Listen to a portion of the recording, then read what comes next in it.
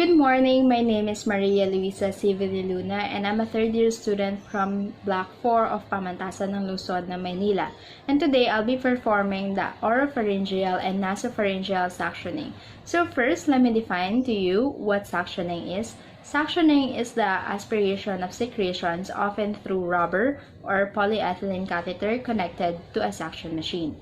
So the purpose of this procedure are to first, to clear airway of secretions, second, to facilitate breathing, and third, to obtain secretions for diagnostic procedure or testing. Before we start the procedure, we have to prepare the equipment. So we have the suction machine where we can set the correct amount of pressure appropriate to the patient or client. And next is the suction canister where all the secretions will be collected. So we also have the suction catheter. So for the adult size, it would be size 14 to 16.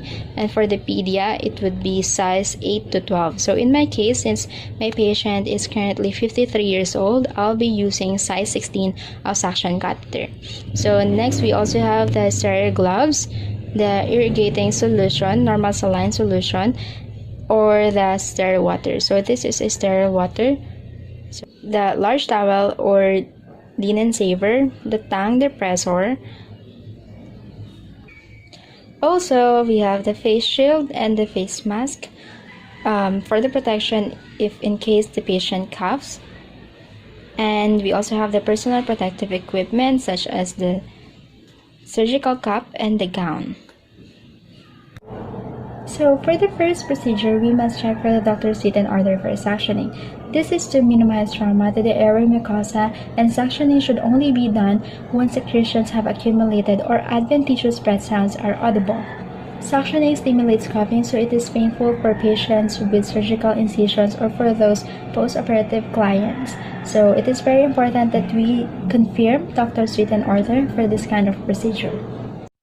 So, patient's name is Eileen Kahimat. Date of birth is March 28, 1967. She has no known allergies. She has an order for oropharyngeal and nasopharyngeal suctioning, PRN. And I would also like to check if she has a medical history of nasal trauma and deviated nasal septum. Also, I would like to check if she has an order for pain medication prior to performing the procedure. So for the second procedure, we assess for the client's respiratory status such as the breath sounds and the respiratory character. We also assess for the chest sounds and for the audible secretions during respiration. Hi po, good morning po. Ako po si Luisa, ang inyong nurse for today. Tatanungin ko lang po, may masakit po ba sa inyo? Ano naman? May nahirapan po ba huminga? Parang Parang pakiramdam nyo may nakabara sa pag huminga kayo? Opo. Okay, sige po. Okay po, since nahirapan kayo huminga, check ko lang po yung chest nyo. Okay lang po? Okay.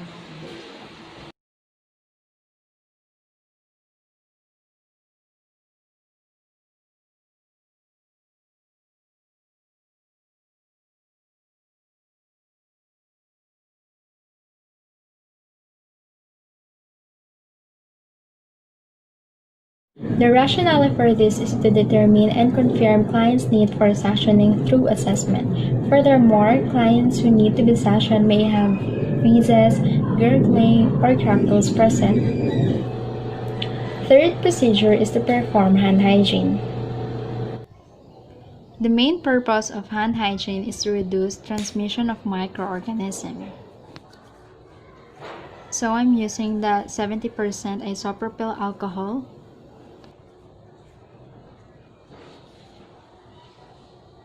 Fourth, organize all needed materials. This is to conserve time and energy when all the equipment or materials are already prepared. Also, to early determine if there's a need for additional materials such as linen or towel, and also to identify if the equipment to be used are fully functional.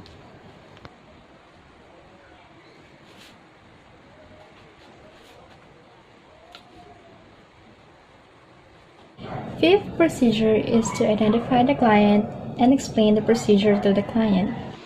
Okay po, pwede po bang pakisabi na iyong pangalan? Ay, Villaluna. Okay, and araw po ng kapanganakan? March 28, 1967. Ilang taon na po? Okay. Okay, Eileen Kahimat, March 28, 1967. So, ngayon po, isa-suction kita para gumaan po yung paghinga nyo, na sa gayon, gumaan din po yung pakiramdam nyo. Kung may concern po kayo, signalan nyo lang po ako, okay? Okay po. Thank you.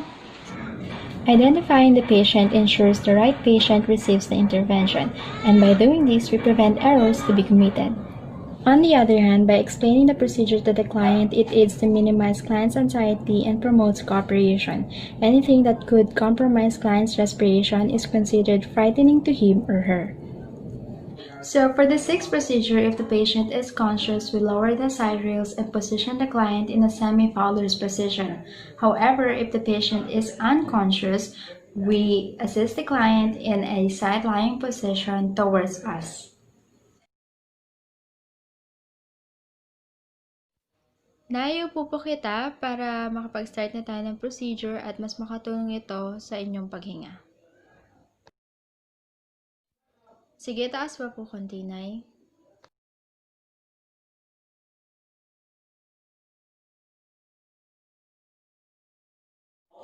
The rationale for this procedure is that a semi-Fowler's position helps the patient to cough and makes breathing easier. This position promotes good lung expansion, and on the other hand, a side-lying position or a lateral position prevents the airway from becoming obstructed and promotes drainage of secretions. So for the seventh procedure, we place clean towel or drape on a client's chin. So the reason why we put clean towel or drape on a client's chin is to protect the bed linens from the secretions.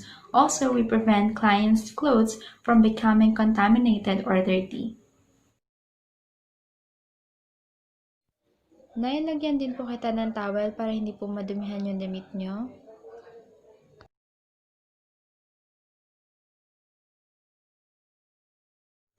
So for the eighth procedure, we set up a sterile container and then open and pour the sterile solution. Sterile normal saline or water is used to lubricate the outside of the catheter, minimizing irritation of mucosa during introduction. It is also used to clear the catheter between suction attempts. The ninth step of this procedure is to set the correct and appropriate pressure on the suction gauge and then turn on the suction machine and then place your thumb over the end of the suction tubing. Higher pressures can cause excessive trauma, hypoxemia, and atelectasis. Since this is a wall unit and my patient is an adult, the pressure would be 100 to 120. Always take note that the vital capacity for younger people is lesser than adults. Therefore, lesser pressure is needed for suctioning. So the 10th step of this procedure is to put on sterile gloves. So in my case, this is my dominant hand and this is my non-dominant hand. So I must reserve a sterile glove for my dominant hand, which will be in contact with the suction catheter, and my non-dominant hand, which will be in contact with the tubing. Handling the sterile catheter using a sterile glove helps prevent introducing microorganisms into the respiratory tract of the patient, while the other glove protects the nurse from microorganisms.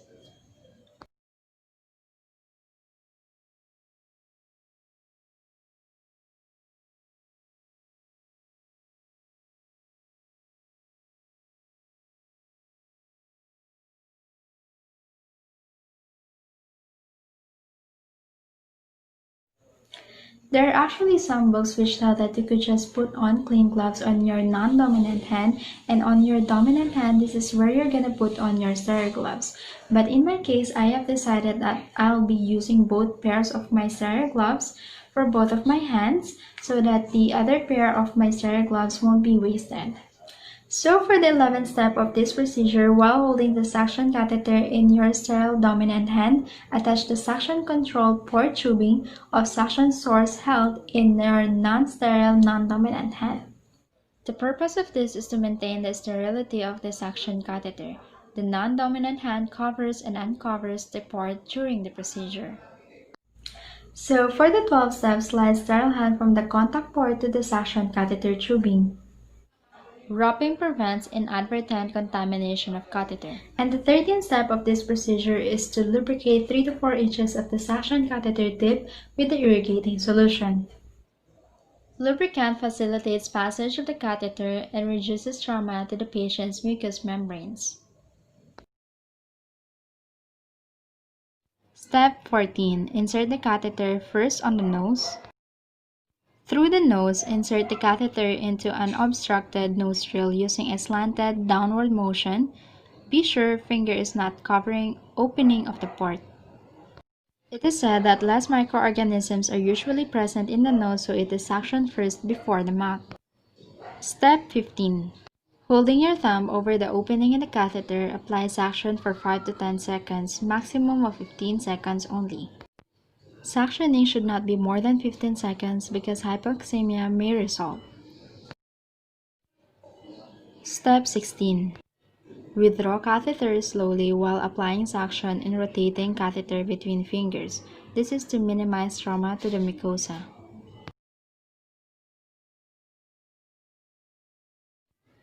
Step 17. Place tip of suction catheter in sterile solution and apply suction for 1 to 2 seconds. Because flushing clears catheter and lubricates it for the next insertion.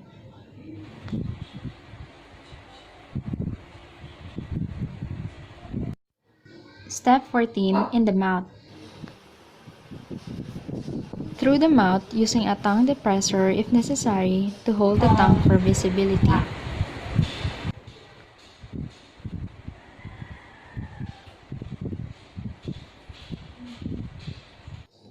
Slide the catheter along the side of the mouth to oropharynx until the client coughs or resistance is felt. Be sure finger is not covering the opening of the suction port. Step 15.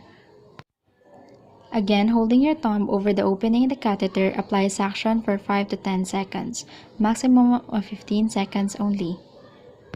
Longer than 15 seconds of suctioning may result to hypoxemia, and suctioning too quickly may be ineffective.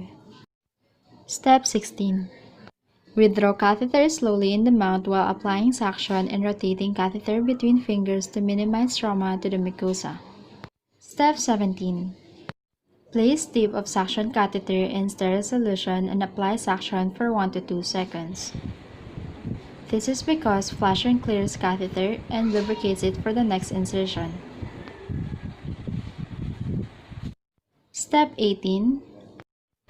In this step, encourage client to breathe deeply and to cough between suction, allowing 20 to 30 seconds interval between each suction. Take note, never apply suction for more than 3 times. Limit suction to 5 minutes in total only. As we all know, coughing allows expectoration of the secretions, and the interval allows for reventilation and reoxygenation of the airways. Step 19. Turn off suction source using non-dominant hand to listen to patient's breath sound and assess for patient need for repeat suctioning.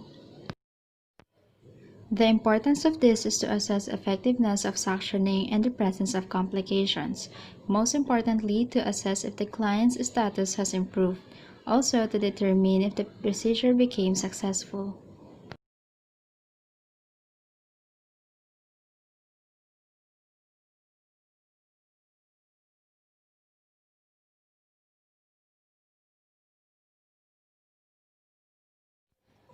Step 20.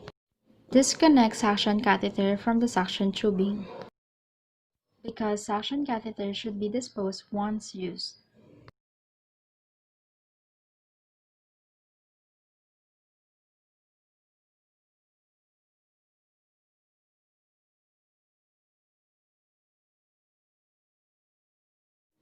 Step 21. Using non-dominant hand, pull the cuff of the sterile glove catheter in glove hand. This technique minimizes the transmission of microorganisms.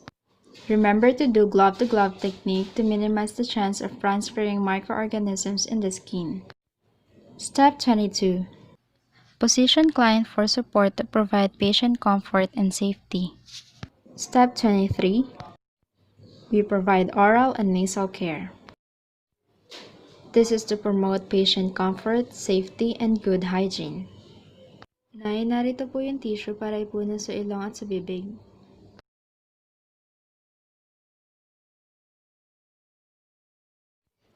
Step 24. Discard equipment appropriately.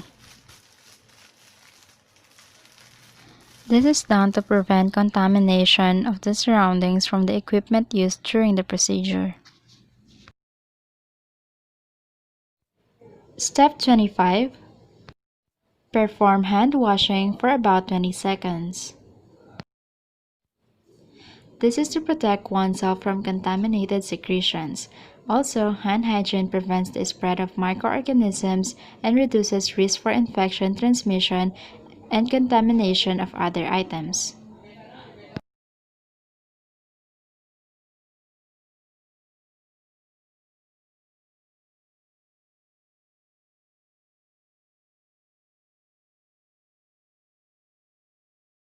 Lastly, step 26. For the last step, record the procedure. We evaluate client character of respiration after suctioning. Also, we evaluate client's tolerance in the procedure. And evaluate the color, amount, and consistency of secretions. We also record the client's tolerance and response to the procedure. Lastly, document the color, amount, and consistency of the secretions. The rationale of this is for documentation and legal purposes. Whatever is written in the client's chart, it is considered done on the patient. The amount and consistency of the secretions may indicate possible arise of complications like atelectasis. By evaluating the color and odor of the secretions, we may identify if the client has an infection. Most importantly, by doing this, we can evaluate if the procedure has become successful.